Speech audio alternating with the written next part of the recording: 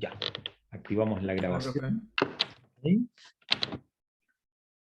Buenas tardes a todos, muchas gracias por la asistencia. Hoy vamos a empezar la segunda clase del curso ECOS 225, que es el curso de seguridad social. Voy a mostrarles cuál es nuestra ruta de navegación de hoy día. Ahí está. Miércoles 1 de septiembre. Estos son los temas que vamos a recorrer. Vamos a ver en qué consiste el Instituto de Previsión Social. Generalidades de cómo es el sistema de previsión de las Fuerzas Armadas y de Orden. El rol que cumple la Superintendencia de Pensiones, y dentro de esto vamos a ver también algunas generalidades respecto a las administradoras de fondos de pensiones. Y en la segunda parte del curso vamos a estar mirando el pilar obligatorio contributivo del Decreto Ley 3500. Disculpen. Esos serían los temas de hoy. Bueno, vamos a sacar esto. Quiero mostrar ahora la página del curso, nuestra aula virtual. Aquí está.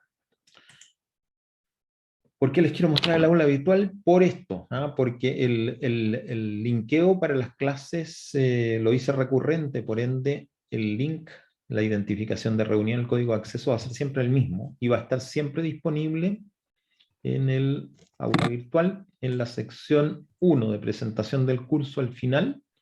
Ahí van a encontrar el link para conectarse todos los miércoles del semestre. ¿Ya? O sea, ya no voy a mandar en lo sucesivo estos correos, sino que ustedes vienen aquí al aula virtual, se conectan directamente, ya sea cliqueando el link que está ahí especificado, o entrando a Zoom y colocando las identificaciones que están más abajo de reunión y código de acceso. Y lo otro es que está colocado ya también cuál es la bibliografía considerada para la primera evaluación. La primera evaluación está en la semana del 27, que se inicia el 27 de septiembre. ¿Okay? Estamos hablando de que la próxima semana vamos a tener la tercera clase, luego vamos a tener la semana de vacaciones, que es la semana del 18, y a continuación viene la semana, déjenme ver, ya, es la siguiente, ¿ya? Es la siguiente, la del 27. La primera semana va a estar, espérense, después del 18 de septiembre sí tenemos una semana de clases con el último tema que tenemos para esto, y después viene la evaluación. O sea, la evaluación está en la última semana de septiembre. ¿Ok?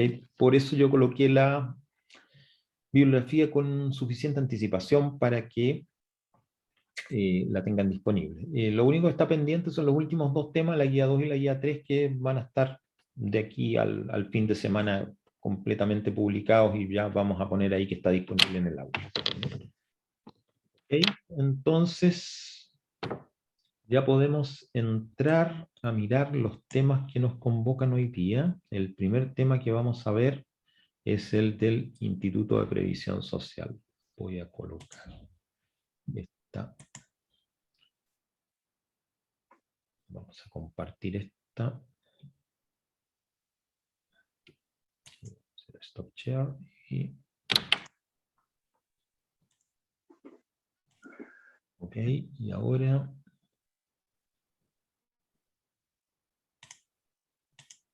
Ok. Estamos mirando una pantalla que dice, entonces, Seguridad Social en Chile, efecto segundo semestre de 2021, el IPS. Ok. Bueno. ¿Quién conoce qué es lo que es el IPS? ¿Alguien de ustedes ha escuchado? El Instituto de Previsión Social, sí, una Perfecto, muy entidad. bien, muy bien, ese es el nombre, sí, Katia. ¿Y qué es lo que, a qué se dedica el Instituto de Previsión Social?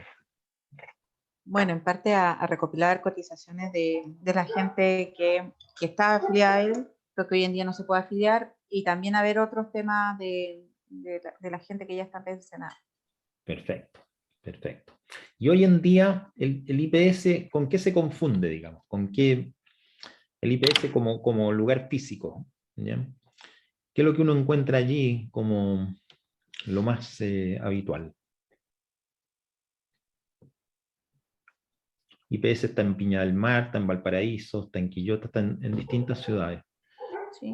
Pero también... Valparaíso y se confunde de repente, o sea, por la ¿Sí? gente lo que me ha dicho, con el Chile Atiende. Exactamente, muy bien, perfecto. Ya. Muy bien, estás muy al día en todo, eso me parece estupendo. ¿Okay? Efectivamente, desde que se creó Chile Atiende es un poco la cara visible del IPS. El IPS existe de todas maneras, hay un montón digamos, de partes, funciones o partes de la institución que no las vimos nosotros, ¿ya? Porque lo que vemos es esta cara que está hacia el público, que es el famoso Chile Atiende, ¿ya? Que no solo se dedica al tema que está propiamente tal el IPS llevando a cabo, sino que también tiene que ver con otras reparticiones del gobierno. ¿Okay? Bueno, tienes una buena idea, ¿ok? De eso precisamente es entonces de lo que nos vamos a preocupar ahora, ¿no? Vamos a partir entonces mirando el nombre, que ya nos lo dijiste tú, Instituto de Previsión Social, pero una cosa bien importante, este Instituto de Previsión Social es una organización estatal que fue creada el año 2009. ¿Sí? Pero, ojo, es la continuadora de otra institución que se creó en los años 80, que se llamaba Instituto de Normalización Previsional. Es decir, el Instituto de Normalización Previsional se crea en los años 80 y en el año 2009 cesa ese nombre y se cambia el nombre de la institución como Instituto de Previsión Social, agregándole algunas actividades que no tenía el Instituto de Normalización Previsional. ¿Mm? Y ahora uno tendría que decir, oye, ¿y por qué se llama Instituto de Normalización Previsional? Porque resulta que este INP, en los años 80, coincide con el hecho de que se crea el sistema de pensiones del decreto 3500, el que conocemos como sistema de las AFP, y este INP es el continuador de las antiguas cajas de previsión que existían en Chile hasta 1980. Lo que se conoce en la literatura como el sistema de reparto de las cajas de previsión, que venía ya de algunas décadas atrás y que hacia los años, entre los años 78, 75, por ahí aproximadamente, el gobierno del momento tomó la decisión de juntar todas estas cajas de previsión en una sola, ¿ya? Y para eso crea esta institución llamada INP. ¿Okay? El INP, entonces, es la institución antecesora de este Instituto de Previsión Social. ¿Ya? El IPS, que es lo que hoy día existe, ya lo hemos mencionado, que es una institución del gobierno, es parte del gobierno. ¿Okay? Entonces, lo que tendríamos que ver es a través de qué parte del gobierno, del Poder Ejecutivo, se relaciona, ¿ya? Y es a través del Ministerio del Trabajo y Previsión Social. ¿Sí? El IPS es una institución que tiene características de que no es un servicio público, sino que es una institución autónoma, ¿ya? Que tiene su director, ¿ya? Y que toda su gente, ¿ya? Son funcionarios del Estado, pero no forman parte específicamente del ministerio propiamente tal, sino que son una institución que se relaciona a través del ministerio. ¿Okay? Tiene 2.513 funcionarios, esto por lo menos es lo que nos muestra su cuenta pública, ¿ya? Y el propósito o los propósitos principales del Instituto de Previsión Social tienen que ver con la administración del sistema de pensiones solidarias, ¿ok? Y de los regímenes de las antiguas cajas de previsión, ¿ya? Junto con otros, administrar y pagar otros tipos de beneficios, como son asignaciones familiares, los subsidios a la cotización de los trabajadores jóvenes, bonos destinados a adultos mayores y otros más. ¿Okay? En lo principal, las primeras dos que mencionamos, administración del sistema de pensiones solidarias y administración de los regímenes de las antiguas cajas de previsión. ¿Okay? Esta función de administración del sistema de pensiones solidarias es lo que le da el carácter particular al IPS con respecto a su antecesor INP, porque el sistema de pensiones solidarias parte justamente en el año 2009, con la reforma de pensiones de ese año. ¿Sí? Y el administrar los regímenes de las ex cajas de previsión es algo que ya el INP ya traía y que se lo traslada al IPS. ¿Ya? No hay nada más que un cambio de nombre, y de objetivos. Son las mismas personas, son las mismas oficinas las que siguen funcionando con distinto nombre y con algunos agregados de función. ¿Okay? No se trata de que una institución desapareció para aparecer otra totalmente distinta. ¿Okay? Y también lo otro novedoso que tiene el IPS es el que aparece esta llamada red Chile Atienda, ¿okay? Que tiene tanto canales presenciales, o sea, tiene oficinas en muchos lugares del país, y también tiene una atención remota a través de Internet, ¿ya? En el fondo, un poco lo que se llama el Estado digital, es decir, la posibilidad de llevar a cabo mucho tipo de trámites sin que sea necesario asistir personalmente a ellos. ¿Okay? Entonces, esto es lo que...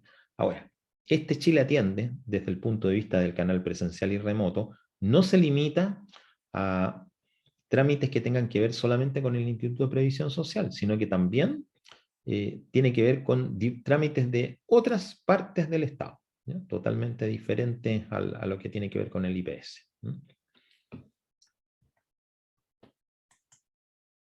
Bien, si es que nosotros entonces nos acordamos que IPS administra lo que se denomina el pilar solidario o el sistema ¿cómo se llama? Pensiones solidarias, ¿ya? Tenemos un poquito que al menos darnos cuenta de qué estamos hablando. ¿Okay? Insisto que este sistema solidario, este pilar solidario del sistema de pensiones, nace con la reforma que se lleva a cabo entre el año 2008 y 2009, ¿okay? Y tiene básicamente, no únicamente, pero sí principalmente, dos tipos de instrumentos. ¿Okay? Un instrumento es el que se denomina las pensiones básicas solidarias. Su sigla PBS responde justamente a este tema. Y estas pensiones básicas solidarias se entregan a personas que tienen ciertas características.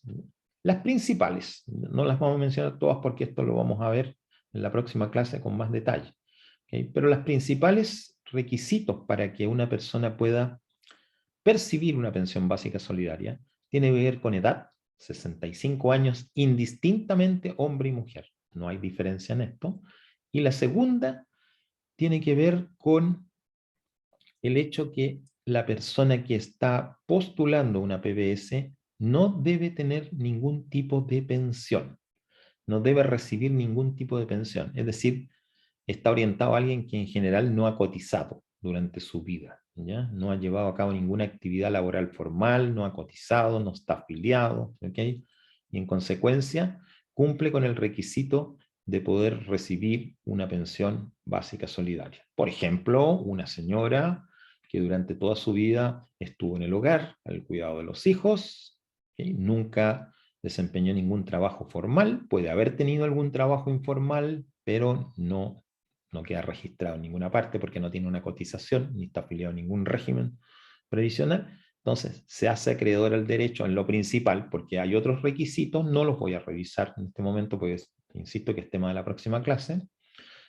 Entonces, este es una parte de lo que se denomina el pilar solidario no contributivo. Aquí estamos apuntando a personas que van a recibir una pensión sin que hayan contribuido económicamente al sistema, sin que hayan aportado, no hayan cotizado. ¿Okay? Cumplen con esos requisitos y en consecuencia se hacen acreedores. Y bueno, siempre es interesante saber, ya, ok, pero ¿de cuánta gente estamos hablando? Eso es lo que vamos a mirar ahora. ¿Okay? Dos columnas, porque aparece una pensión básica solidaria de vejez, que es la mayoría de ellas son de este tipo, y aparece una pensión básica solidaria de invalidez. ¿Ok? La primera, como digo, tiene que ver con cumplir con el requisito de edad, los 65 años. La segunda significa que esa persona que nunca ha cotizado en su vida, que no tiene ningún tipo de previsión y por algún motivo se invalida, y esta invalidez por supuesto es ratificada por el organismo formal que las autoriza, tiene derecho a recibir una pensión básica solidaria, aunque no tenga los 65 años, porque no es de vejez, ¿ok? Es de invalidez. Miren ustedes las cantidades, son 408.000 personas promedio mensual las que reciben la PBS de vejez, son 182.000 personas las que en promedio mensual reciben la pensión básica solidaria de invalidez. O sea, estamos hablando de aproximadamente 600.000 personas, ¿ok? No es menor, es aproximadamente 6 por 3, 18, una cantidad, digamos, equivalente a un 4 o 5% de la población total del país, ¿ya? Mira, si miramos la cantidad de pensiones básicas solidarias de vejez promedio mensual, vemos que las mujeres triplican a los hombres en cantidad, ¿ok? La pregunta que les hago es, ¿por qué creen ustedes que es así? ¿Por qué Los hombres creen? no alcanzan a llegar hasta esa edad. ¿Perdón? Los hombres no alcanzan a llegar hasta, o sea, hasta tan avanzada edad. Ah, ya, ¿tú crees que es porque se mueren antes? No, no, no, no. Estas son todas personas que ya tienen la pensión básica solidaria, o sea, ya la tienen, ya son todos los 408.356 personas promedio. Hombres y mujeres son todas personas que ya cumplieron los 65 años de edad, por eso la reciben. ¿Ok? El tema Puede ser porque antes a lo mejor las mujeres trabajaban menos. exactamente, muy bien. Ese es probablemente, no podemos afirmar que sea el único explicador, pero probablemente sea el mejor explicador que tenemos para decir, claro, es mucho más frecuente, sobre todo con la edad de estas personas, que son personas que están nacidas con anterioridad a la década de los 70. ¿Okay? Si están personas que tienen 65 años de edad, quiere decir que están nacidas del año 56 aproximadamente para atrás. ¿Ok? ¿Okay? Porque ahí nos vamos a encontrar con todo tipo de edades, por supuesto. ¿Okay? Y en esos años, la participación femenina, perdón, en el mercado laboral era bastante, pero bastante menos que la que tenemos hoy día. ¿Okay? Por ende, es bastante normal encontrarse con que hay muchas más mujeres que a las edades que estamos hablando para obtener esa pensión básica solidaria, nunca en su vida tuvieron una actividad laboral y en consecuencia no tuvieron tampoco ninguna cobertura previsional y por ende son los sujetos de recepción de este tipo de pensión. ¿Ok? Profe, Sí, por ¿y supuesto. para la pensión de invalidez hay que tener 65 años o se No, no, no. puede? No, es precisamente, no hay que tener 65 años. ¿Okay? Es exactamente al revés, Valentina. Porque si la mujer tiene 65 años, aunque digamos, se le declare una enfermedad que la invalide, lo que tiene derecho es la pensión de vejez. ¿Okay? Teniendo 65 años, independientemente de su estado de salud, que sea fantástica o sea pésima, tiene derecho a la pensión básica solidaria de vejez. La pensión básica solidaria de invalidez es precisamente para aquellas hombres y mujeres que cumpliendo con el primer requisito, que no tienen ninguna previsión en su vida, ¿ok? Se invalidan antes de esa edad, ¿ok? Porque, ¿cuál es la lógica? Me invalido a los 30 años, ¿ok?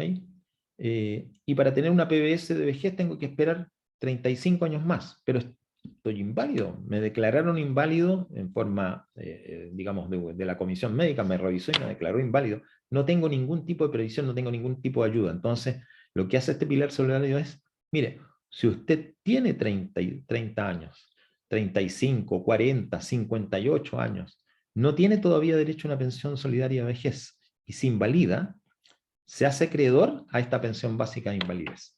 ¿Y hasta cuánto le dura la pensión básica de invalidez? Hasta que cumple los 65 años cuando tiene que cambiarse a la otra. Esa es la lógica que tiene el sistema, Valentina. ¿Ok? En el fondo Ya, profe. es tener una cobertura independiente de la edad cuando hay problemas de salud. Como pueden ver, ya la diferencia entre hombres y mujeres, las cantidades relativas ya no son tan tan grandes como en la pensión de vejez cuando estamos hablando de invalidez. De todas maneras hay más mujeres porque siempre está este tema de que vamos a encontrar muchas más mujeres que hombres que no tienen a las edades que estamos hablando de vejez, ¿ya? Y incluso a edades inferiores, hombres y mujeres no tienen la misma participación en el mercado laboral, ¿ya? Esto, para los que recién vieron el curso de Introducción a la Economía en el primer semestre y revisamos las cifras, las diferencias de participación en la fuerza de trabajo y en el, ¿cómo se llama? Y en la fuerza de trabajo, digamos, la población económicamente activa de hombres y mujeres es distinta, es bastante diferente. Es mucho más hombres que mujeres. Y se agudizó con el tema de la pandemia, además. Profe, Sí, por favor, Antonia, te escucho. lo que pasa es que yo tengo un tío que está trabajando, Ya. pero por su salud ya no pudo. O sea que él recibe invalidez. Pero no es automático. Si él digamos que él es de edad inferior a los 65 años, Sí, sí, creo que sí. perfecto. Ok, si él tiene una enfermedad, ¿ya? De cualquier tipo que le impida trabajar, ¿ya? Lo que el trámite inevitable que debe hacer es presentar una solicitud a su organización previsional, en este caso voy a suponer que es una AFP, para que sea, digamos, derivado a la Comisión Médica Regional, quien va a estudiar los antecedentes de salud, ¿ya? Y en definitiva va a dictaminar si existe una invalidez o no. Caso que la Comisión Médica declare que es inválido, después viene de qué tipo de invalidez estamos hablando, ¿ya? Pero en general, con la declaración de invalidez, si cumple con el requisito de que no tiene previsión, sería acreedor de una pensión básica de invalidez, ¿ok? Pero como tú me cuentas que tu tío está trabajando, ¿ok? Ya eso significa que tiene cotizaciones en alguna parte del sistema, y eso hace que automáticamente esta pensión básica solidaria de invalidez no sea la que le aplique, sino que aplique otra, ¿ok? Que es la pensión de invalidez normal, ¿ok? ¿Ok? Y ahí viene otro, ¿cómo se llama? Otro instrumento, ¿ya? Que es el que vamos a mencionar a continuación, que es el segundo instrumento que tiene ¿cómo se llama? El sistema de pensiones solidarias. Bueno, pero en todo caso, antes de pasar a ese, solamente a título informativo, en el año que recién terminó, el año 2020, las nuevas pensiones básicas solidarias de vejez fueron 25.844. Sigue viéndose que la cantidad de mujeres es superior a la de hombres, 3-1 la proporción. Y las nuevas pensiones básicas solidarias de invalidez son 10.356, ¿ya? Y ahí ya sigue siendo más mujeres que hombres, pero no tanto como en el caso de la de vejez. Insisto que para poder optar a una pensión básica solidaria de vejez o de invalidez, tiene que ser indispensablemente una persona que nunca ha tenido actividad laboral formal con cotizaciones en el sistema, ¿ok? Y hay otros requisitos, los menciono muy a la pasada, ¿ya? Que tienen que ver con residencia, ¿ok? Se exige una residencia mínima en el país, ¿ya? De cierto número de años y además de cierto número de años anterior a la petición de la pensión básica solidaria. Y el otro requisito que es muy importante también, porque si no, no la obtienes, es pertenecer al 60% más vulnerable de la población, calificado esto por el Registro Social de Hogar. Entonces, esta no es una pensión básica solidaria universal, ¿ya? Es una pensión básica solidaria que está restringida a un grupo de personas, digamos, importante y mayoritario dentro del país, pero no cualquier persona puede obtenerla. ¿Okay? Entonces, el segundo instrumento que existe en el sistema de pensiones solidarias es lo que se denomina el aporte previsional solidario. ¿Okay? Que como pueden ver también tiene su sigla APS por aporte previsional solidario. ¿A quién atiende este aporte previsional solidario? A aquellas personas que tienen ya una pensión autofinanciada, ¿okay? O sea, que cotizaron en algún momento de su vida, ¿okay? Y tienen una pensión, pero esta pensión, por efecto de que ha cotizado poco, que ha tenido muchas lagunas, o que los ingresos fueron relativamente bajos, o cualquier razón, la pensión que obtuvo es baja. Es baja, bueno, es baja, es un término bastante relativo. Es baja y tenemos que decir, ¿es más baja que? En realidad, es más baja que un cierto monto, ¿ya? Que se llama pensión máxima de aporte solidario, máxima, que es del orden de los 500 y altos 1.000 pesos. ¿Ya? Entonces, cualquier persona, un poco retrotrayendo, cualquier persona que nunca tuvo ningún aporte al sistema de pensiones, entra al sistema de las PPS, de vejez, si tiene más de 65 años, o de invalidez, si tiene invalidez y menos de 65 años. Y aquí me voy al caso que nos mencionaba Antonia, nos decía la persona que nos presenta, nos decía, trabajó, está trabajando o trabajó y tiene una enfermedad que le impide trabajar. Bueno, ahí estamos hablando de una persona que trabaja, ¿ok? Que no tiene todavía los 65 años, entonces tampoco va a ser posible que postule a este aporte previsional solidario, porque este aporte previsional solidario es para personas que tienen ya una pensión, ¿ok? De vejez o de invalidez, y que es relativamente baja, es decir, que está por debajo de este valor, ¿ya? De esta pensión máxima de aporte solidario, ¿okay? Que les digo que es alrededor de 500.000 pesos, un poquito más. Entonces, ¿qué pasaría con este caso de Antonia, de la persona que nos presenta? Primero que nada, no tiene 65 años. Eso automáticamente la deja fuera del sistema de pensiones solidarias que está hecho para personas que tienen más de 65 años. ¿Qué es lo que tiene que hacer esta persona entonces? Si ya no puede trabajar, es acudir a la comisión médica del regional, que tiene que ver con el sistema de pensiones, y obtener una declaración de invalidez para poder hacerse acreedor de una pensión de invalidez.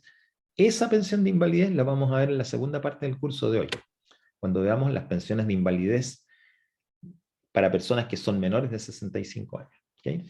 Entonces, este aporte previsional solidario está orientado a aquellos hombres y mujeres que ya tienen una pensión de vejez o de invalidez. ¿Okay? Ya tienen 65 años porque tienen una pensión, ¿ok? La tienen. No, aquí no atiende a alguien que tiene una pensión anticipada, tiene que tener 65 años, necesariamente. ¿Okay? Y la pensión que obtuvo, tiene que ser menor que este llamado pensión máxima de aporte solidario. ¿Okay? Entonces, miremos un poquito acá cuáles son los que están entrando en este cómputo.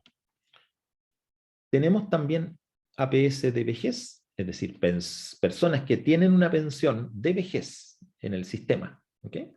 Pero que es inferior a este número mágico de los 500 y tantos mil pesos, ¿ya? Y personas que tienen una pensión de invalidez, ¿okay? En el sistema, pero que está por debajo del valor de la pensión básica solidaria, ¿okay? Esas son las dos condiciones. Miren, aquí las cifras son mayores, estamos hablando de prácticamente casi 1 millón de personas, ¿okay? Que tienen pensiones de vejez que están por debajo de ese monto, de los 500 y tantos mil pesos, y por ende reciben este aporte. Este aporte no es, aquí hay una cosa que muchas veces se entiende así, pero hay que aclararlo bien. Este aporte no es para llegar a los 500.000 pesos, que es la pensión máxima de aporte solidario, sino que esa se usa como una especie de regla de parámetros. Es decir, usted tiene una pensión más baja que esa, ok, entonces le vamos a calcular cuál es su aporte. ¿Okay? Y ese aporte es una fórmula que lo vamos a ver en su momento, no hoy día, en la clase próxima, ¿no? Y que determina un complemento de pensión. ¿Okay? Y esto, aquí vemos entonces que hay 988.000 y tantas personas que están en esta condición, que están recibiendo este aporte, este complemento. Y por el lado de invalidez, tenemos 71.209 personas que ya tienen una pensión de invalidez en el sistema normal, una pensión, se llama autofinanciada porque es la pensión que viene de lo que uno mismo aportó, ¿okay? Pero que esa pensión está por debajo del valor de la pensión básica solidaria de invalidez. Y por ende lo que hace este aporte es, se la empareja. O sea, le dice, mire, usted es inválido. Perfecto. Usted como es inválido, declarado, tiene una pensión. Suponte que tiene una pensión autofinanciada de 70.000 pesos. ¿Okay? y la pensión básica solidaria de invalidez es de 174.000 pesos, por decir una cosa. Entonces lo que hace el sistema es, le entrega un complemento para que de 70 pase a los 174. Eso en el fondo es lo que hace el sistema por esas 71.209 personas que aparecen allí. ¿Ok? Entonces tenemos estos dos instrumentos que corren. ¿Profe? Sí, por favor, adelante. O sea, básicamente que el APS básicamente es un complemento para poder llegar a lo que es la PBS como regular, por decirlo así, de una Claro, forma. claro, muy bien, Benjamín, exactamente, esa es la idea. Es como decir, oye, mira, nadie debe tener menos que una PBS, ¿ya? Exactamente esa es la lógica del sistema, ¿eh? No porque usted cotizó, ¿ya? Usted cotizó y obtuvo una pensión de 100.000 pesos, ¿ya? Entonces, no puede el sistema ser tan injusto que a algunas personas les entrega sin cotizar una pensión de 174 y a usted le van a dejar una de 100. Si usted tiene una de 100, le vamos a emparejar a lo menos a la de 174. Y lo mismo pasa con los de invalidez.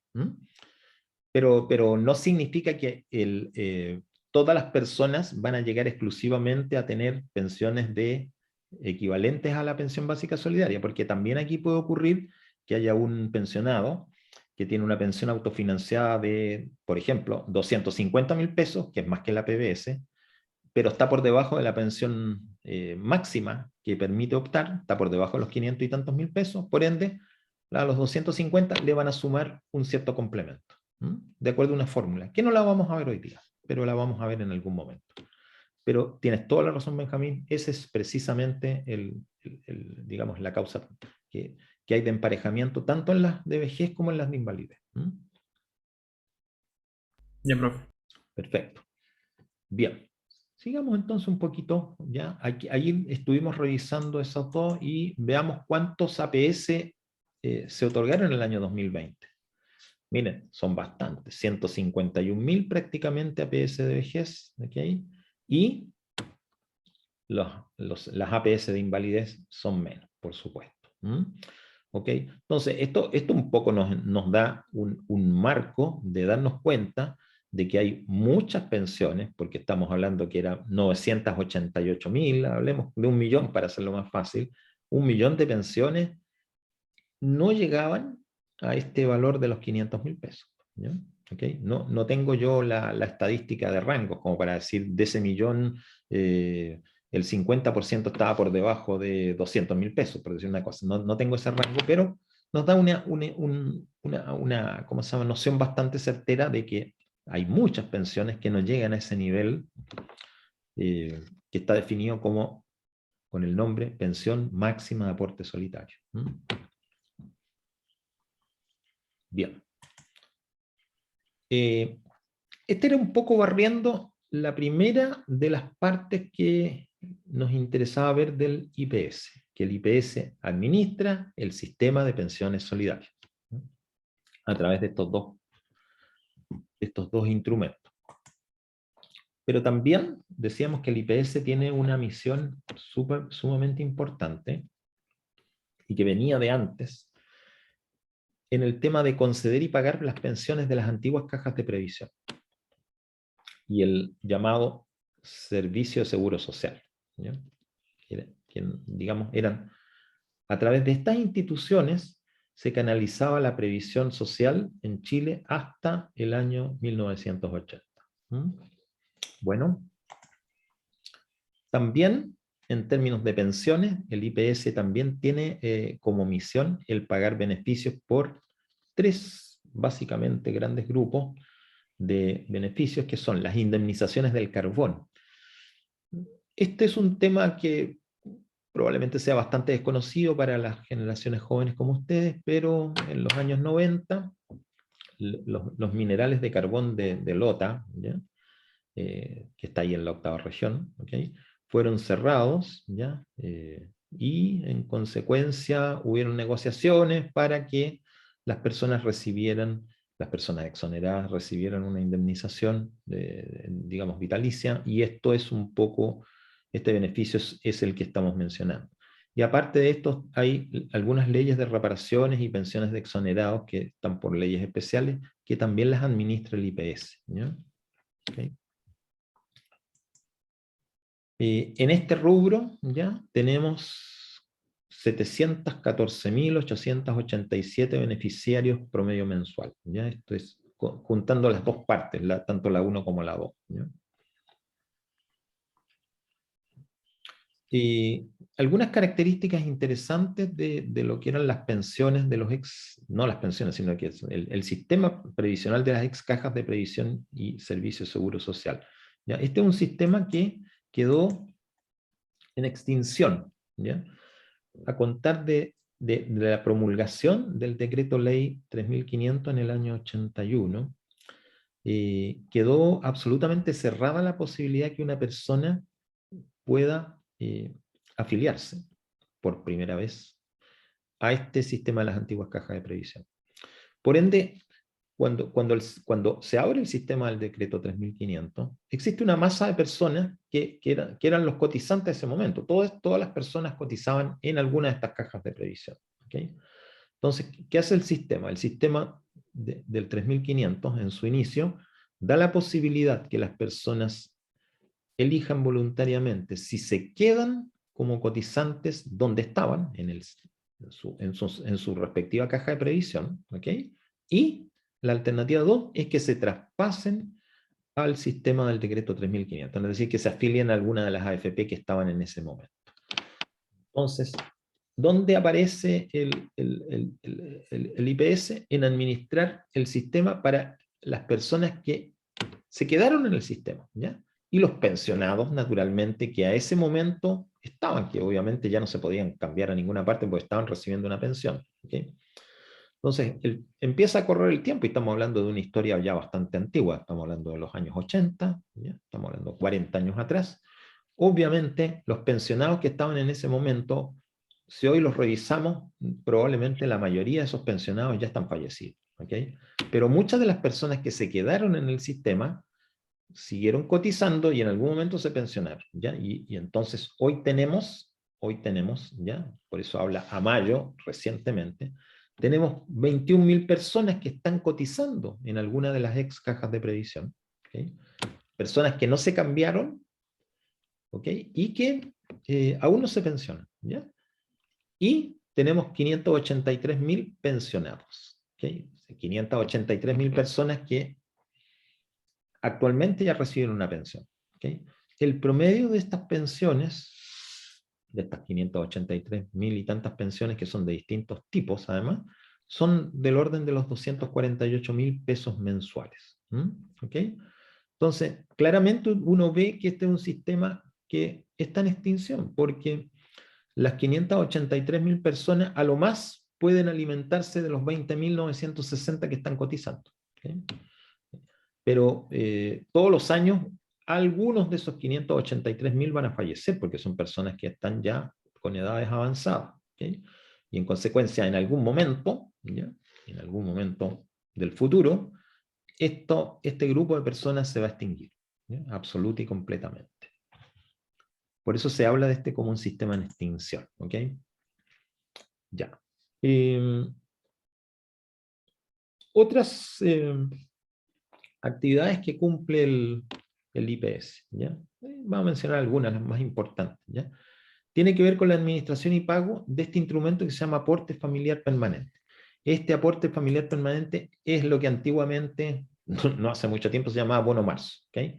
Y que representa una suma actualizada, ¿ya? Al año actual de 49.000 pesos y algo por carga o por familia, ¿ya? Que se paga y son 1.629.813 personas beneficiarias, donde pueden ver ustedes que la cantidad de mujeres con respecto a hombres es abrumadora, ¿ya? 1.300.000 mujeres contra 316.000 hombres. ¿Okay? Porque aquí básicamente hay que cumplir con ciertos requisitos de condición socioeconómica, ¿ya? Y esta es la realidad, digamos, del país, ¿ya? ¿Okay? Y un segundo instrumento es el bono de invierno. Este bono de invierno es para pensionados. Pensionados mayores de 65 años cuando la pensión es menor o igual a 170.728 pesos. Entonces se hacen acreedores de un beneficio, un bono de 66.000 y algo, ¿ok? En valor actual de 2021, que se paga por una vez, ¿ok? Y aquí estamos hablando de 1.274.971 personas, ¿okay? Donde el monto promedio por beneficiario es el que vemos ahí, de 64.549, y la cantidad de mujeres y la cantidad de hombres. Todo esto referido al año 2020, por eso el monto por beneficiario es inferior, porque este de 66 es el del año 2021. Este es otro instrumento que administra el IPS, que se llama bono por hijo. El bono por hijo es un aporte estatal, ¿ya? No contributivo, ¿ya? Que se da a las mujeres en razón de haber sido madres de un hijo nacido vivo o adoptado. ¿Okay? Este beneficio, este bono o este aporte, no puede cobrarse antes de que la mujer cumpla 65 años de edad. ¿Ya? Ese es un requisito fundamental. La edad. Cuando la mujer cumple 65 años, lo puede reclamar, ¿ya? Y se lo van a entregar no en dinero, sino que como un aporte a una cuenta de ahorro previsional. O sea, lo puede retirar como parte de su pensión, en realidad. Tenemos a alguien que está con el micrófono abierto y se siente algo. Si pudieran corregir eso, se lo agradecería. A ver, voy a ver si puedo corregirlo yo. Permiso, voy a mirar. Podría ser Luciano, ya ahí cortó su... Ya, ahí tenemos regulado el tema. Bien, ¿cuántos bonos por hijo se están entregando como promedio mensual en el año 2020? 200.000 madres beneficiarias. ¿Okay? Profe, una consulta. Por supuesto, adelante. ¿Este tipo de bono tiene algo relación? Lo que pasa es que mi mami estaba en ese trámite, ¿Ya? pero al parecer lo que le habían dicho no lo podía cobrar por el tema del bono de reconocimiento o algo así, como que se mezcla. No, el bono de reconocimiento es únicamente el método que se usa para traspasar fondos que una persona tuvo, ¿ok? O tiene, ¿ya? En el antiguo sistema previsional de las cajas de previsión, con respecto a la previsión que está actualmente en el sistema AFP. Lo que pasa es que si hablamos de una persona que se trasladó de un sistema a otro, quiere decir que cotizó algún número de años, por ejemplo, en una caja de previsión, supongamos en la caja de previsión de empleados particulares, que era una de las que existía, cotizó algún tiempo y ahí quedó ese dinero entrampado, ¿ok? Esa persona se traspasó al sistema de las AFP y en consecuencia en algún momento empezó a cotizar en las AFP. Entonces, en la AFP están sus cotizaciones en la AFP, pero la pregunta es, bueno, ¿y dónde está el dinero que yo coticé en la caja de empleados particulares? Eso lo puede rescatar a través del bono de reconocimiento, ¿ok? Y el bono de reconocimiento se hace efectivo cuando la persona tiene el derecho a pensionarse. Como estamos hablando de una mujer, ¿ya? Estamos hablando que a los 60 años ese bono de reconocimiento se hace efectivo, efectivamente le llega a la persona, pero no en dinero, sino que llega a su cuenta de ahorro previsional, ¿ok? Y le permite obviamente mejorar la pensión que si solo tuviera los fondos de la AFP, ¿ok? El caso del bono por hijo no tiene absolutamente nada que ver con eso, es únicamente referido al hecho de que la persona tenga el requisito de edad, que son los 65 años, y pueda, digamos, acreditar que tiene un hijo vivo o adoptado, ¿okay? Que haya nacido vivo, no necesariamente que esté vivo, sino que tuvo un hijo que nació vivo o adoptó alguno, ¿okay? Y eso le permite hacerse, digamos, de este beneficio. Claro, hay algunas particularidades que no es del caso aquí ahondar mucho en ellas, que tienen que ver con si esta persona está afiliada al sistema desde qué fecha, porque hay una fecha a contar de la cual, digamos, el beneficio se usa en base al ingreso mínimo de un periodo y después de otros periodos, ¿ya? pero eso no tiene que ver con el derecho. El derecho es exclusivamente dado por ser mujer, acreditar que tiene hijos que nacieron vivos o adoptados, aunque estén fallecidos en este momento, y nada más, y tener los 65 años, no es otra cosa. Hay algunos de los requisitos menores de residencia o cosas así, pero son inferiores. ¿Mm? Así es que, ¿cómo se llama? En respuesta a lo que me preguntas. ¿Mm? ¿Ok? Profe, gracias. Como siempre en todos los casos, ¿cómo se llama? Para poder dar una respuesta exacta, uno tiene que tener absolutamente todos los antecedentes. ¿Ah? Y en este caso, digamos, en general, con lo que tú me das, esa es la respuesta que te puedo dar. ¿Mm? Y nos queda otro beneficio que da el IPS, que es el que se denomina bono bodas de oro. ¿Ya? Este bono bodas de oro es un beneficio que se da a matrimonios que cumplen 50 años de casados, los cuales tienen que ser naturalmente demostrados con un acta de matrimonio respectivo, emitida por el registro civil. Y en este caso, estamos hablando de que hay 33.000 bonos entregados hasta el año 2020. ¿Ya? Y este es un beneficio que se solicita, ¿ya? Y que no se da simplemente porque se cumplen los 50 años de casado, sino que hay una larga lista, diría yo, de requisitos, ¿ya? Entre otros, algunos que tienen que ver con la clasificación socioeconómica de las personas.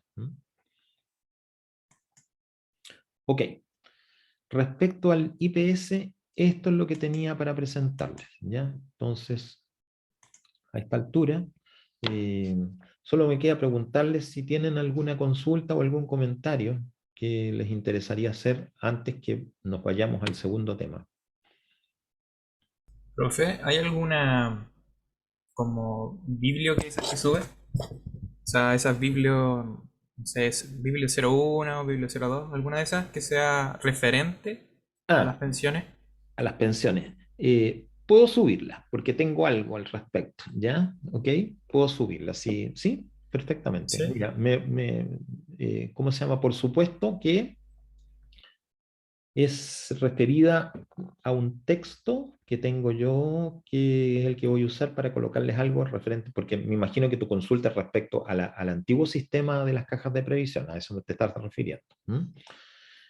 Tengo un texto que es emitido, que fue publicado por un instituto que se llama CIEDES, que es un centro de investigación en materia de seguridad social, y se llama la seguridad social en Chile hasta el año 2015 más o menos, tiene ahí. No es un texto muy actualizado, pero para efectos históricos es bastante razonable y bueno. Así que me comprometo a que lo voy a colocar dentro de las Biblias, algo que tenga que ver con el antiguo sistema de cajas de previsión, lo que allí salga en este tema. ¿Ok? Ya, profe. Me cobres Gracias. la palabra, Benjamín, si no lo hago de aquí a la próxima clase. Ya. ¿Alguien más que quiera comentar algo? ¿No? Bien, entonces podemos comenzar con el segundo tema. ¿Ya? El segundo tema de hoy día es el sistema Profe, previsional. ¿Sí? Perdón. ¿hay como una cantidad máxima de cuántos bonos puede recibir uno? ¿Bonos de qué tipo, Antonia? De lo que hemos hablado, Eh, básicamente. es que hay algunos que son incompatibles con otros. Mira, en general, los bonos, ¿cuáles fueron los que mencionamos? Mira, mencionamos el bono de bodas de oro. Requisito, sin que, no te voy a dar toda la lista, pero el principal, ¿ya? Que el matrimonio cumpla 50 años. ¿Ok?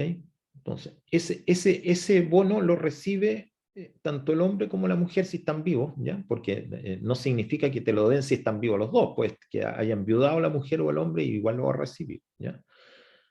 Pero lo va a recibir por esa condición. Y mencionamos otro que era el bono por hijo. Ese no lo va a recibir nunca un hombre, porque está orientado únicamente a mujeres. Entonces, en ese caso, supongamos esos dos, ¿ya? No hay ninguna incompatibilidad que una mujer haya tenido 10 hijos, ¿ok? Y que haya cumplido con los 50 años de casado, ¿ok? En cuyo caso va a recibir los dos, pero no en el mismo momento, porque uno lo va a recibir cuando cumpla los 50 años de casado y el otro lo va a recibir cuando cumpla los 65 años.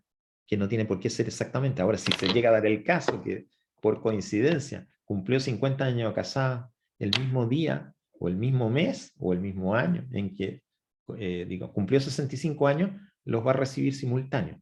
¿Okay? Pero fíjate bien, el bono de bodas de oro lo va a recibir, como quien dice, en un cheque inmediato.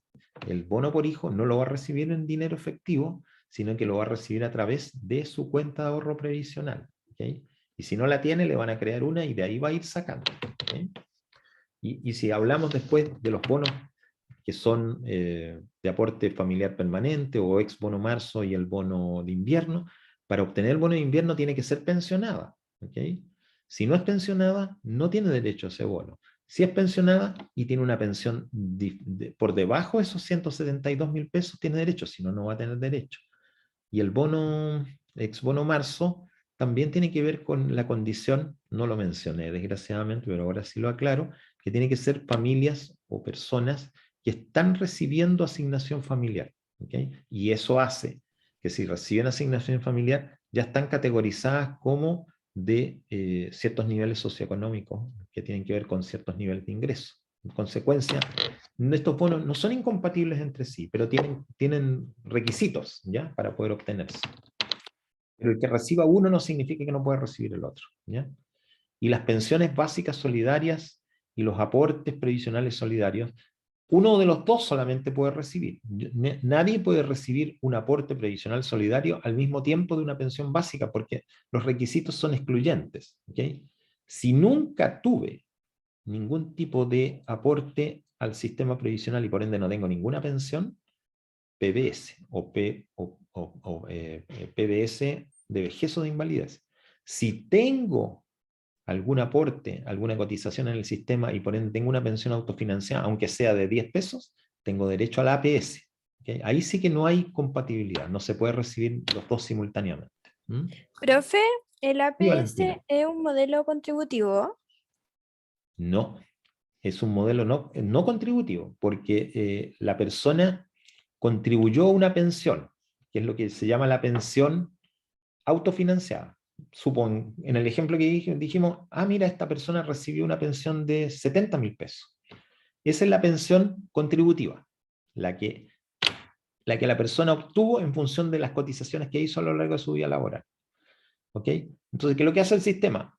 Dice, mira, como tu pensión es de 70.000, la vamos a comparar con una pensión máxima de aporte solidario que son 574.000. ¿Es más baja? Sí, es más baja. Entonces tienes derecho a APS. Perfecto.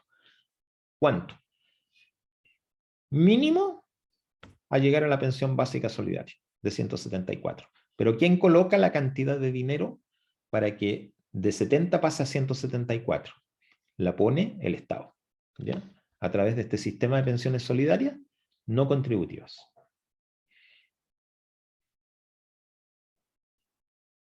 ¿Estamos, Valentina? Ya, profe. Sí, sí entendí. Gracias, profe. Impecable. Entonces, una pregunta antes de partir. ¿Quién de ustedes conoce algo del sistema previsional de las Fuerzas Armadas? ¿No? O cree conocer, si no importa. O sea, que tenga, mira, algo sé de esto, me parece esto otro, creo aquí, creo acá.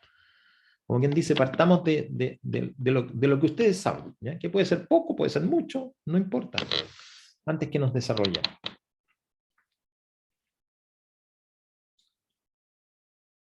No, yo sinceramente no entiendo nada. Ok. Perfecto. Ni yo, profe. Perfecto. Perfecto. Lo primero es que si uno revisa países distintos de Chile, en todas partes va a encontrar con que las Fuerzas Armadas, las policías, ¿ya? Por decirlo en nombre general, o fuerzas de orden, si quieren, ¿ya?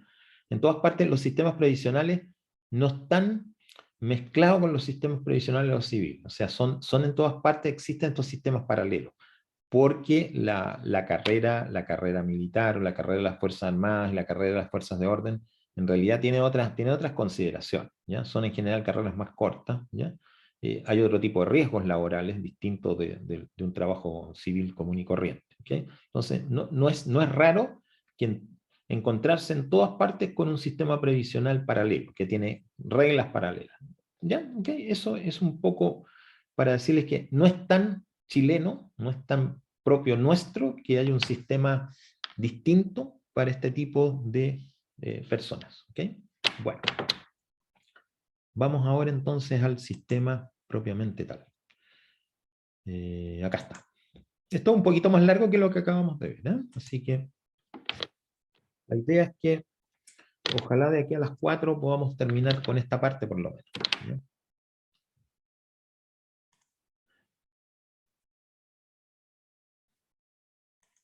Vamos a compartirlo. Ahí está. Y ahora lo ponemos. ¿Lo están viendo correctamente? Sí, profe. Sí, profe. Impecable. Partimos entonces. Primera cosa, algunas generalidades, ¿ya? Lo primero es que este sistema es un sistema contributivo y de reparto. Tiene las dos condiciones, contributivo y de reparto. Quiere decir, ¿por qué es contributivo? Porque todas las personas que están siendo parte de este sistema, o sea, todo miembro de las Fuerzas Armadas y todo miembro de las Fuerzas de Orden, cotiza obligatoriamente.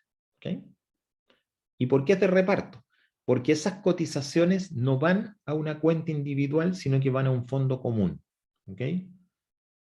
Eso significa, como en un sistema de reparto, que yo pierdo dominio sobre lo que cotizo. ¿Ya?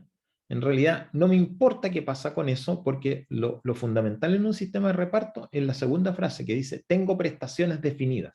Es decir, a mí, yo cotizo, pero cotizo sabiendo que en determinado momento, cumpliendo con ciertos requisitos, voy a obtener una pensión que está dada con determinados parámetros que en general hoy los conozco cuáles van a ser. ¿Okay?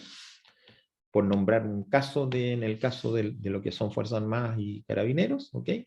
Yo sé que cotizo y que si llego a cumplir 20 años efectivos de servicio en alguna de estas instituciones, ya me hago merecedor, acreedor o beneficiario de una pensión. ¿Okay? Y esa pensión va a estar en función de cuántos años de servicio tengo y también de la última remuneración que estoy obteniendo. Entonces, esa es una prestación definida. ¿Okay? Yo cotizo sabiendo que, cumpliendo con ciertos requisitos, voy a obtener un determinado monto de pensión. ¿Ok? Y bueno, como es un sistema de reparto, entonces funciona con la lógica la lógica teórica, ¿ok? De que las cotizaciones que entregan las personas que hoy están en actividad financian las pensiones de aquellas personas que ya no están en actividad o están pasivas, ¿ya? Ya vamos a ver que este sistema, dadas las prestaciones que tiene definidas, no las financia con la contribución, ¿ok? Y significa que financia también con recursos que son no contributivos que vienen de aportes fiscales o aportes estatales, lo cual es una lógica también en cualquier sistema de reparto puro, ¿eh? No es de este sistema una característica, sino que es algo bastante universal. ¿Okay? Ahora, el sistema tiene dos administradores, ¿ya?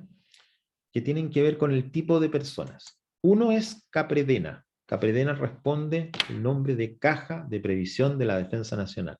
Y para hacerlo fácil, Capredena es para el personal de las Fuerzas Armadas. Es decir, Ejército, Armada, Fuerza Aérea. ¿Ya? Y DIPRECA, Dirección de Previsión de Carabineros, ¿ok?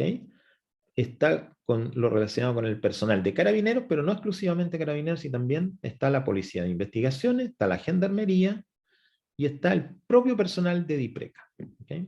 Que también forma parte de los beneficiarios de este sistema. ¿Ya? Curiosamente, la ley de Capredena, ¿okay? No permite que los funcionarios de Capredena estén en el sistema de las Fuerzas Armadas o en el sistema de Capredena propiamente tal, y los determina como trabajadores adscritos al Código Laboral y por ende necesariamente cotizantes del sistema de previsión de las AFP. En DIPRECA no es así. Pero estas son particularidades o curiosidades de las leyes de cada una de las instituciones. Bien, entonces tenemos dos sistemas perdón, dos instituciones que administran un sistema que tiene las mismas reglas prácticamente. ¿Okay? No porque, o sea, una persona que está, por decir una cosa, en el ejército, ¿okay? No recibe beneficios o prestaciones que sean diferentes de lo que va a recibir un miembro de la PDI. ¿Ya? Son más o menos las mismas beneficios, pero administrado por instituciones diferentes. Nada más. Veamos primero Capredena. ¿Ya?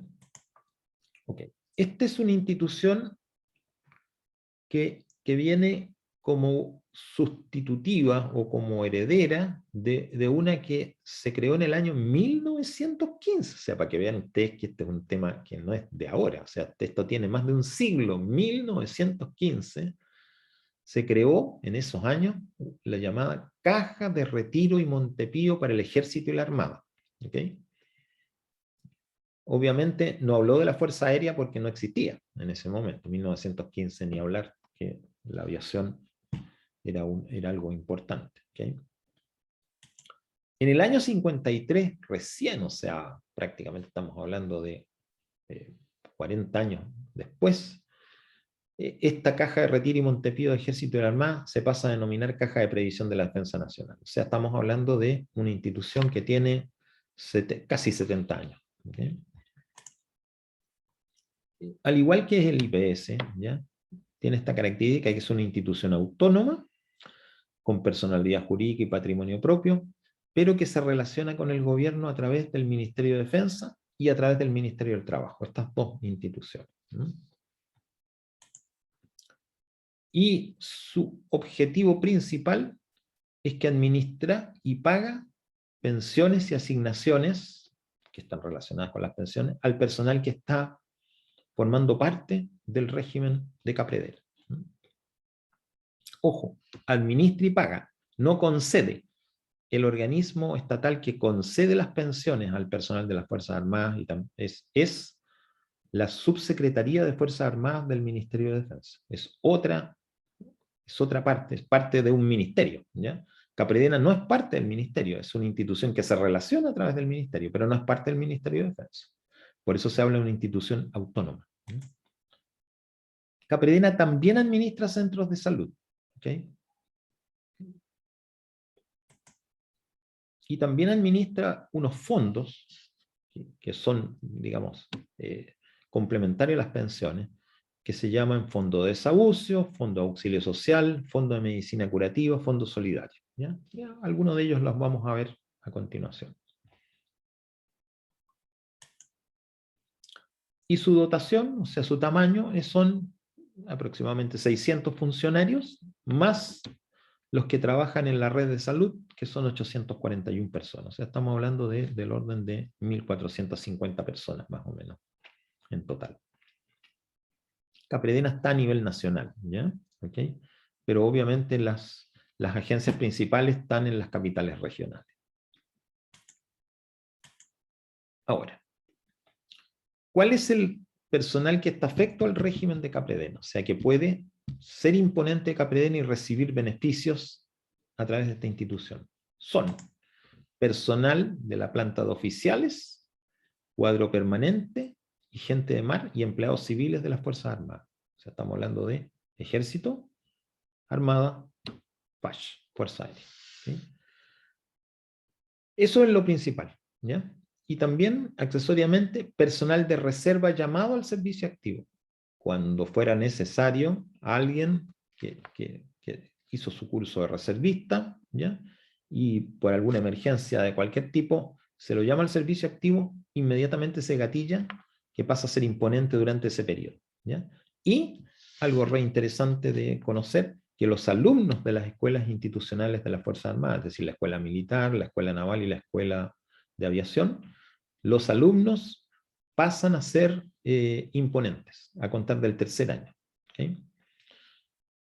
En consecuencia, la carrera de un oficial o de un... también aquí está incluido las escuelas de grumetes, las escuelas de suboficiales, no son solamente las de oficiales. ¿Ya? Entonces, cualquiera de ellos, su carrera comienza no cuando ya se titulan y comienzan a ejercer una actividad propiamente tal, sino que cuando ya están estudiando ya tienen esa característica de empezar a imponer. Y la distribución de las pensiones a diciembre del 2020, para que veamos un poco, ¿ya? ¿Dónde están las personas? ¿Okay? Entonces tenemos, importante mirar el número, ¿eh? De un total de un universo de 105.000 pensiones de todo tipo, ¿ya? Ejército y Armada son lo principal, son prácticamente el 80%, ¿ya? El Ejército un poco más que la Armada, la Fuerza Aérea bastante menos, es bastante más pequeña por lo demás. Y el otros, esos 1990, se refiere a instituciones que en algún momento estuvieron adheridas, su personal estuvo adherido al sistema de imposiciones de esta caja, ¿ya? Instituciones tales como la Dirección Aeronáutica Civil, como es el caso de empresas de la defensa, ¿ya? FAMAE, ASMAR, la de la Fuerza Aérea, que no me acuerdo cuál es el nombre en este momento, y otras, pero son cosas menores, ¿ya? Y también personal de Capredena que en el pasado tenía derecho a formar parte de este sistema. En este momento, la ley solamente permite que estos tres grupos sean los que tengan ¿cómo se llama? La característica de ser imponentes de Capredena. Ahora vamos a ver los tipos de pensiones que se pueden obtener a través de ser imponentes de esta caja. ¿Okay? El principal, ¿ya? Son las pensiones de retiro por antigüedad en el servicio, que es el equivalente a una pensión de vejez. ¿Okay? Solamente que acá no se pensiona la persona por cumplir edad, sino que se pensiona por tener una cierta cantidad de años de imposiciones. ¿Okay? Entonces, por eso se habla de antigüedad en el servicio. ¿Okay? Y aquí el corte es que debe acreditar 20 o más años de servicio efectivo. ¿Okay? Entonces, ¿qué significa? Que si tengo menos de 20 años de servicio efectivo, no tengo el derecho de solicitar una pensión. ¿Okay? Nunca, en ningún momento. ¿Okay? Si tengo 20 años o más, la persona tiene derecho a solicitar una pensión de retiro. Como digo, equivalente a una vejez, pero no por edad. ¿Okay? ¿Cuál es la condición? Ahora tenemos que hablar del segundo tema. Entonces hablamos, beneficio definido. La primera definición es esta, 20 o más años de servicio efectivo. ¿Okay? Y la segunda tiene que ver con el monto. El monto tiene que ver con la última remuneración imponible de actividad. ¿Okay?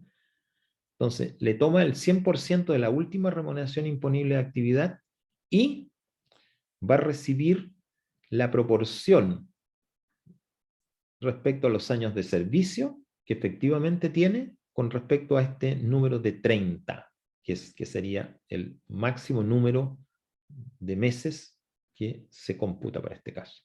Entonces, por ejemplo, una persona que se retira con 25 años de servicio va a recibir una pensión equivalente a 25 treintavos de su última remuneración imponible. ¿Okay? ¿Cuánto recibiría una persona que tiene 35 años de servicio? Pregunta para ustedes. ¿Cómo, profe? ¿Puede repetir, por favor? ¿Cuánto recibiría una persona que tiene 35 años de servicio?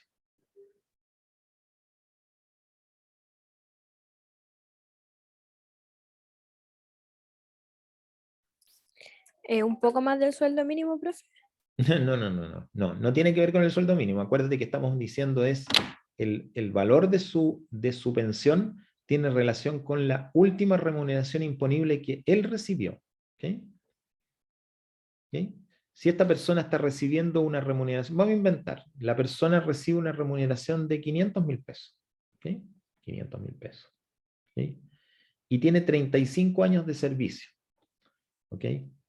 Y en ese momento, en las Fuerzas Armadas, el retiro puede provenir de una decisión personal, me retiro, voluntariamente, o puede provenir de una decisión institucional. Lo llamo a retiro. ¿Okay? Vamos a suponer que la institución lo llamó a retiro a los 35 años. a una persona que tiene una remuneración imponible, la última de 500.000 pesos. ¿Cuál sería su pensión de retiro? 500.000 pesos. Exactamente, 500.000 pesos. No porque tenga más de 30 años, porque aquí habla de la 30ª parte, no porque tenga más de 30 años empieza a ganar más del 100%. El tope, el máximo, es el 100% de su última remuneración imponible. Y si le ponemos, por ejemplo, que voy a hacerlo fácil, con una remuneración de 600.000 pesos, la última remuneración imponible, 600.000 pesos, y la persona se retira voluntariamente con 20 años, ¿cuánto le correspondería de pensión?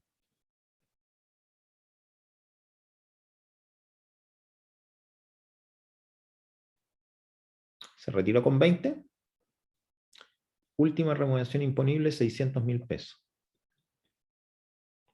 ¿Cuál sería su pensión de retiro por antigüedad?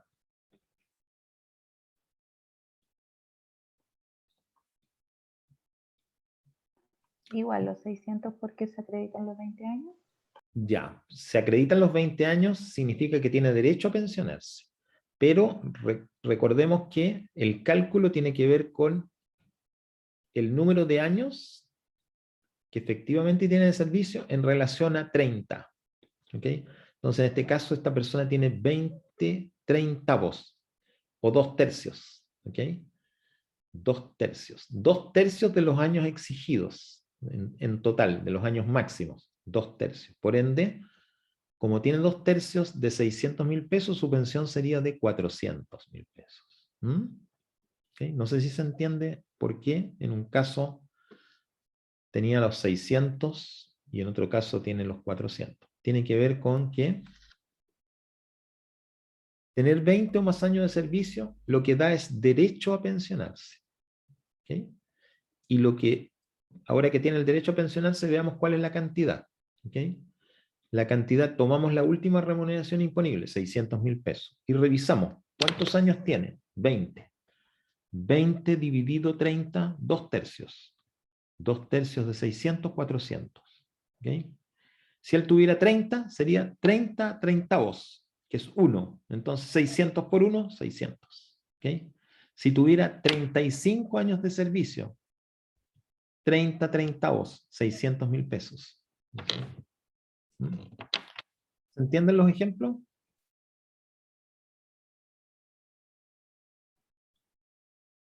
Sí, profe. Muchachos. Sí, profe. Perfecto. Entonces, bien. Las mujeres tienen un trato adicional, que es que se les abona 1 año por hijo. Abono significa, le exijo 1 año menos, ¿ok? De imposiciones, ¿ok? Pero siempre y cuando cumpla con una de estas dos condiciones. Tiene 25 años de servicio mínimo, ¿ok? O tiene 20, pero 55 años más de edad. Si cumple con cualquiera de estas dos condiciones, yo le abono 1 año por hijo. Entonces, ¿qué pasa con una mujer? Vamos a poner el caso, la mujer. 600.000 pesos de remuneración imponible. ¿Ya? Tiene 25 años de servicio. ¿Ok? Y tiene 5 hijos. ¿Cuál sería su pensión de retiro?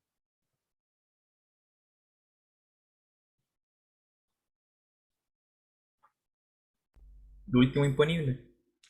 ¿Completo? Sí. Ok. ¿Por qué? Pese a que tiene 25, como tiene 5 hijos, le sumo los 5 hijos a los 25. Tiene 30 años para efecto de retiro, de imposición, de pensión. Entonces le computo la última remuneración imponible completa. ¿Se dan cuenta? Esa es a eso se refiere el abono de 1 año por hijo. ¿Ok? Ya, ahí están los valores. ¿Okay? Voy a hacer un pequeño cambito porque a mí se me monta este tema de la... No alcanzo a verlo. ¿Okay? Voy a mostrar en esta forma un poquito diferente. ¿Okay? Ahí ya les puedo mostrar cuál es la cantidad. Me paso para arriba. ¿Okay? Entonces estamos viendo que las pensiones de antigüedad, ¿ok? Exclusivamente pensiones que se refieren a años de servicio, ¿ok? Son 68.027 pensiones que están vigentes, ¿ya? A diciembre del año 2020, o sea, esto tiene una antigüedad ya de 8 meses atrás, pero es bastante fresca la información, ¿ok?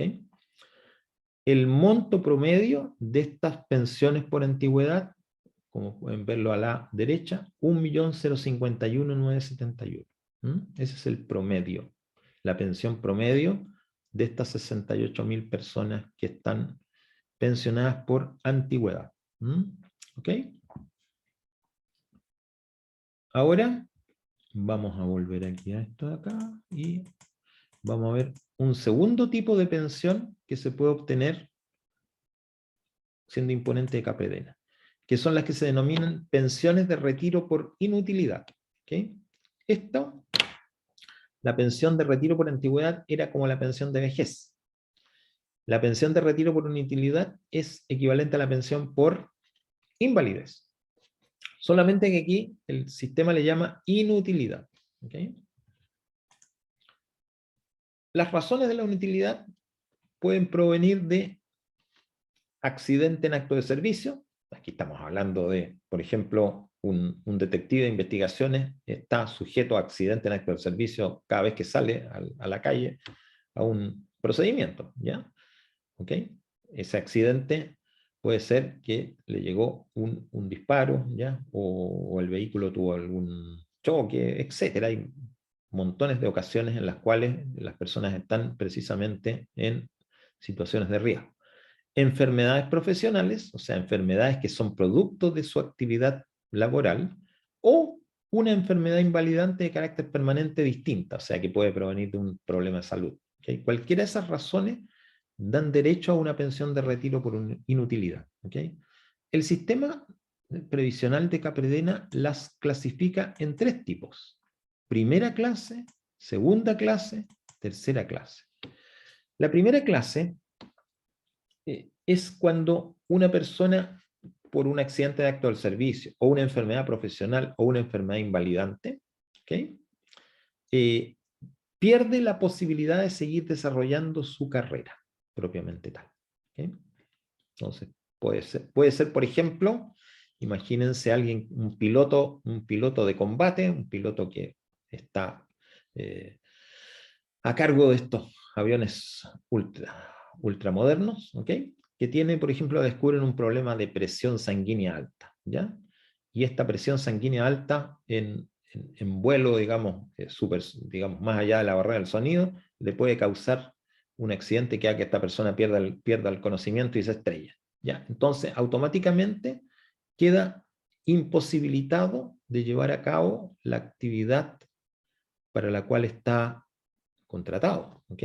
Entonces, en ese caso se llama inutilidad de primera clase, pero la inutilidad de primera clase, si bien le impide desarrollarse en su trabajo en la Fuerza Armada, no le impide desarrollar ese trabajo en el mundo civil, ¿ok? Y por eso, esa es la condición, primera clase, ¿ya? La segunda clase es cuando este accidente o esta enfermedad invalidante no solo le impide desarrollar actividades laborales en las Fuerzas Armadas, sino que también en el sector privado. Es una persona en consecuencia que ya no tiene capacidad de insertarse en el mercado laboral, ¿ya? Y la inutilidad de tercera clase es cuando estamos hablando de un accidente o una enfermedad o una invalidez que le impide valerse por sí mismo. Es una persona que está postrada, ¿ya? Qué sé yo, con una parálisis completa o hemiplegia, ¿ya? O en una silla de ruedas, ¿ok? De acuerdo a estas características es como digamos, se lleva a cabo el cálculo de la pensión. La causal es ser declarado inútil, ¿ya? Inútil, suena fea la palabra, pero esa es la verdad, inútil. En primera, segunda, tercera clase, algo que evidentemente lo ejecuta una autoridad sanitaria interna dentro del mismo sistema. Entonces, cuando estamos hablando de la primera clase, que es la más, llamémosla así, la más leve de todas, la pensión que se determina para el afectado corresponde, ya no tiene que ver a los años de servicio, ¿no? Porque esto puede ocurrirle cuando está partiendo, al primer año, al segundo año, puede perfectamente ocurrirle, ¿ya? él va a obtener una pensión que tenga relación con el 100% de su última remuneración, pero va a estar en proporción a los años de servicio. ¿Okay? Entonces, una persona que a los 3 años, tiene un problema de inutilidad de primera clase, ¿va a recibir el 100% de su remuneración? No, va a recibir el 10% de su última remuneración, porque si tiene 3 años sobre 30 es un 10%, pero va a tener un bono adicional de 10%. ¿Ya? Entonces, ¿qué pasa? Aquí hay una condición reinteresante y es que la inutilidad elimina el requisito de los 20 años. ¿Okay? Yo me puedo inutilizar al comienzo de mi carrera y voy a recibir una pensión baja, por supuesto, porque va a estar en proporción a los años de servicio efectivo, pero voy a tener una bonificación de un 10%. En cambio, cuando estamos hablando de segunda y tercera clase, que estamos hablando de una persona que ya no puede llevar actividades laborales, ¿okay? O ya no se puede mover prácticamente de su hogar, ¿okay? Va a recibir como pensión el 100% de la última remuneración bruta. ¿Okay? Ya no estamos hablando de imponible, sino que bruta, completa. ¿Okay? Y además en carácter de indemnización. ¿Qué significa eso? Que además esta pensión no va a pagar impuestos de ningún tipo. ¿Okay? Ni va a tener ningún tipo de descuento, de ningún tipo, que no sean voluntarios, por supuesto. ¿Cuántas pensiones de este tipo hay? 5.753 pensiones, ¿ya? Con un promedio de 1.022.000 pesos. También a diciembre del 2020. El tercer tipo de pensión es el que se denomina la pensión de Montepío. Y esto es equivalente a la pensión de sobrevivencia del sistema civil. Es decir, aquí, para que se genere la pensión, el imponente falleció. ¿Ok? Y en consecuencia, la pensión ahora es para un beneficiario. ¿Ok? El beneficiario es el que se llama el montepiado. ¿Ok? Montepío es el Montepío, entonces el beneficio se origina cuando hay fallecimiento del imponente bajo las siguientes situaciones. ¿Okay? La persona puede estar pensionada, ¿okay? En retiro, ¿okay? Y la pensión, obviamente, fluye a un beneficiario. No por el hecho que esté pensionado, no fluye a un beneficiario. ¿Okay? Y otra opción es que esté en servicio activo. Pero con derecho a pensión de retiro o con una inutilidad. ¿Okay? Entonces, tiene que estar en servicio activo con 20 o más años de servicio, que es cuando tiene derecho a pensión, o tiene que ya tener una persona inutilidad de algún grado. ¿Okay? Y estar en consecuencia recibiendo una pensión de ese tipo. Y la otra situación que se puede dar es que sea en acto de servicio, en cuyo caso no hay ningún tipo de exigencia mayor. Simplemente el mero hecho que fallezca en acto de servicio genera la pensión de Montepío. ¿Quiénes son los beneficiarios? En lo principal, la viuda o viudo. Y los hijos solteros. Hasta los 18 años o 24 años si es que pueden acreditar estudios a esa edad. En caso de no haber viuda, ni viudo, ni hijo soltero, los padres. Con la condición que los padres sean asignatarios de asignación familiar. ¿Okay? Y además dependientes. O sea, que sean cargas. ¿Okay? ¿Cuál es el monto ahora? Acuérdense que estamos en un sistema de beneficios definidos. Ya definimos cuáles son las condiciones, ahora definimos los montos. Si estamos hablando del viudo o la viuda, es el 100% de la pensión de retiro que corresponde al causante. O sea, el causante tenía una pensión de 600.000 pesos, el viudo o la viuda recibe una pensión de 600.000 pesos. ¿Okay? Si estamos hablando de los hijos solteros o los padres, solo es el 75% de la pensión de retiro. ¿Okay? Sería el 75% de los 600.000 pesos. voy a ir atrás porque quiero mirar una cosa. En el caso de los hijos, ¿ok? El caso de los hijos, la pensión se otorga hasta que cumplen con la edad límite, ¿ok? Y se mantienen solteros, ¿ok? O sea, el hecho que pierdan la soltería o cumplan la edad 18 o 24 elimina la pensión, ¿ok? Cesa la pensión. ¿Okay? Y en el caso de los padres, a su fallecimiento, ¿okay? El viudo o la viuda hasta fallecer, excepto que contraiga matrimonio por segunda vez, ¿okay? O tercera, o la que sea. Si vuelve a casarse, pierde la pensión automáticamente. Ustedes comprenderán que, ¿cómo se llama? Es normal que estas viudas o viudos nunca vuelvan a contraer matrimonio, porque la pérdida de la pensión puede ser bastante dolorosa.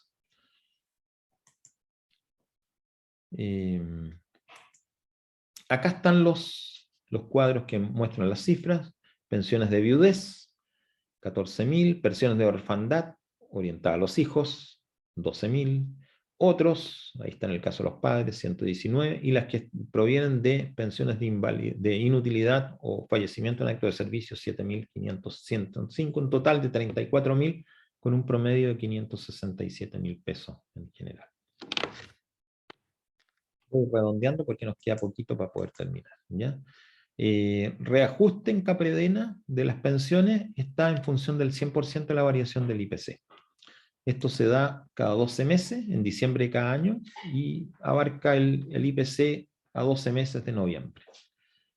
Y hay una condición especial, que es si la variación del IPC alcanzara a exceder al 15%, en ese momento sería el reajuste de pensiones. Y en términos de financiamiento, 90% de las pensiones es financiada con aporte fiscal y un 10% con las contribuciones o los aportes de los cotizantes. Okay.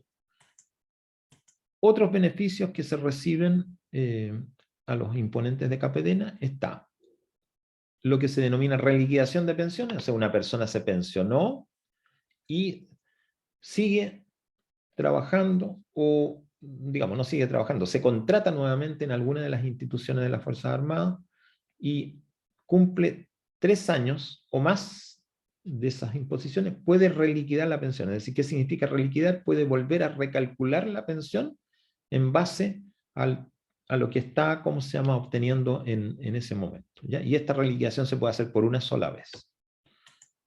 Bono reconocimiento, esto es para aquellas personas que habiendo cotizado en el sistema no tienen derecho a ninguna pensión, en consecuencia pueden llevarse sus fondos al sistema previsional de la AFP, por ejemplo, a través de un bono reconocimiento. Indemnización por desahucio, este es un beneficio que tienen cuando las personas se pensionan y han cotizado a este desahucio a través de su vida, que pueden obtener un equivalente a un mes del último mes multiplicado por el número de años de servicio que impuso, con un máximo de 30 meses. Está la indemnización por fallecimiento en acto de servicio, que es una indemnización especial, ¿ya?, que equivale a un par de años de remuneraciones, ¿ya?, cuando un imponente muere en acto de servicio. Está la cuota mortuoria, que es un valor que se otorga por el hecho de que el imponente murió y un poco tiene el objeto de ayudar a pagar los gastos del funeral. Y hay préstamos habitacionales. Y también préstamos de auxilio, que sería como préstamo habitacional, sería como préstamos hipotecarios, y como préstamos de auxilio, préstamos de consumo.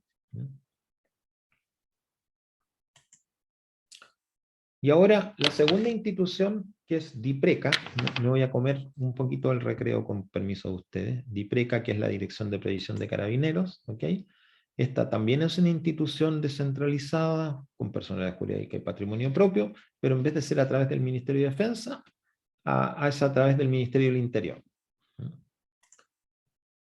También otorga servicios de previsión, pero también de salud, igual que en el otro caso, y los beneficiarios están en Carabineros, Gendarmería, PDI, la mutualidad de carabineros y los personal de la misma DIPRECA. ¿Ya?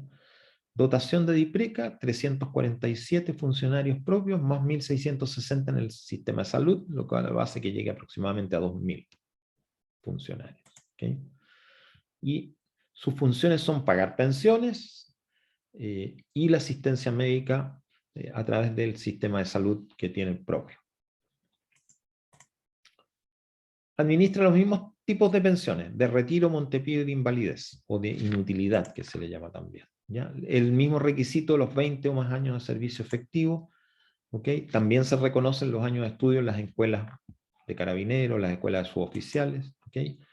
Las mujeres también pueden abonar años. ¿Okay? Es un poquito distinto. Abonan 2 años si son viudas, o 1 año por cada hijo vivo al momento de pensionarse, pero tienen este abono. ¿Okay? Y en el mismo caso de lo anterior, que el derecho a Montepío corresponde al viudo, viuda, los hijos y los padres. ¿Sí? Y la pensión de invalidez, inutilidad en el caso de Capredena, es por accidente en todo el servicio, por una enfermedad profesional o por una enfermedad invalida. Entonces son las mismas condiciones. ¿Okay? Me lo paso rápido porque esto ya lo vimos, esto es la misma condición, lo mismo anterior. ¿Okay? Y decirles que la pensión promedio en DIPRECA es un poquito más bajo que en Capredena, son 901.000 pesos, cifras del año 2020. ¿Okay? Y ahí tenemos un cuadro donde aparece cuál es el número total de beneficiarios en el año 2019 y en el año 2020, beneficiarios de pensiones de DIPRECA por distintos tipos, antigüedad, invalidez, orfandad y otros tipos. ¿Ya? Y la variación significa que entre el año 2020 y el año 2019 el crecimiento fue de un 0,4%. ¿Ya?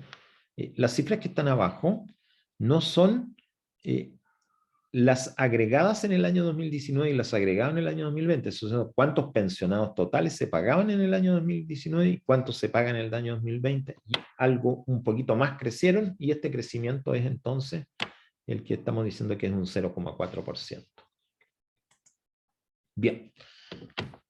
Me comí casi 5 minutos de recreo de ustedes. ¿Okay?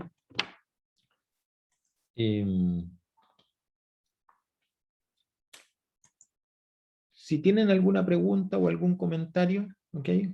para que, ¿cómo se llama?, respetemos el recreo, vamos a dejarlos para la vuelta. ¿Okay? Nos volvemos a encontrar a las 4:30. Yo voy a dejar afuera esta. Vamos a hacerle stop a la grabación.